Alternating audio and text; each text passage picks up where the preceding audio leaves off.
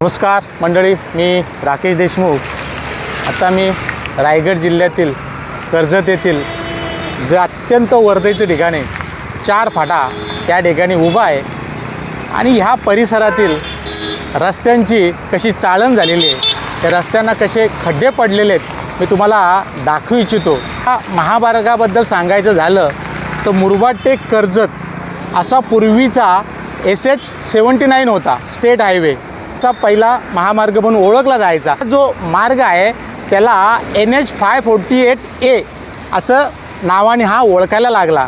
आणि या महामार्गाबद्दल सांगायचं झालं तर माळशेजवरून मुरबाडवरून कर्जत आणि पुढे पनवेल, खोपोली, रोहा, गोवा, पणजी ह्या ठिकाणावरून ही गाड्या अशा जातात. आपल्याला सर्वांना माहिती असेल की 28 जुलैला जी घटना घडली नाशिक येथे, एक 40 वर्षाचा जो तरुण होता निलेश कोतेकर, त्याची कुठलीही चुकी नव्हती, परंतु तो प्रवास करताना घरी जाताना तो खड्ड्यात पडला आणि तो पडताना मग त्याच्या पाठीमागून येणारी जी ट्रक होती, वाहन होतं, ते वाहन त्याच्यावरून गेलं आणि तो अत्यंत दुर्दैवी त्याचा मृत्यू झाला, बळी गेला. आणि ह्याच खड्ड्यामध्ये मागील काही एक 10 ते 15 वर्षापूर्वी भिशे गावातील समीर हडप नावाचा जो तरुण होता त्याचाही या खड्ड्यामध्ये मृत्यू झाला.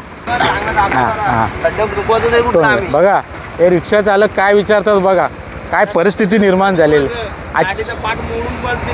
प्रवासी आतमध्ये असेल. तुमचं सचिन पाटील, खड्डे बघा किती पडलेत. बोलो एखादा जर प्रवासी बसला असेल आणि चाक घालून पडला खड्ड्यात, मग काय करायचं आम्ही? ते किती कशा पद्धतीने झालेले आहेत बघा.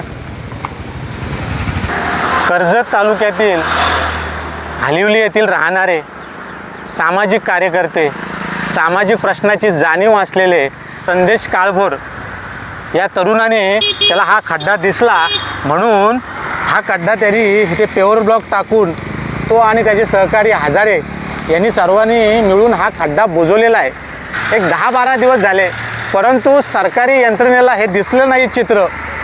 हे दुचाकी स्वार असतात त्यांना खूप अवघड होतं या परिस्थितीत जाताना. हा बघा याची परिस्थिती बघा, हे बघा कसं जा बघा. अशा पद्धतीने इथे दुचाकी स्वारांना गाडी चालवताना कसरत करावी लागते. अत्यंत चिंतेची बाब, गंभीर बाब आहे. निश्चित संबंधित विभागाने ह्याकडे दुर्लक्ष करू नये, नाहीतर भविष्यात कोणाचं तरी या खड्ड्यात बळी जाईल एवढं मात्र निश्चित.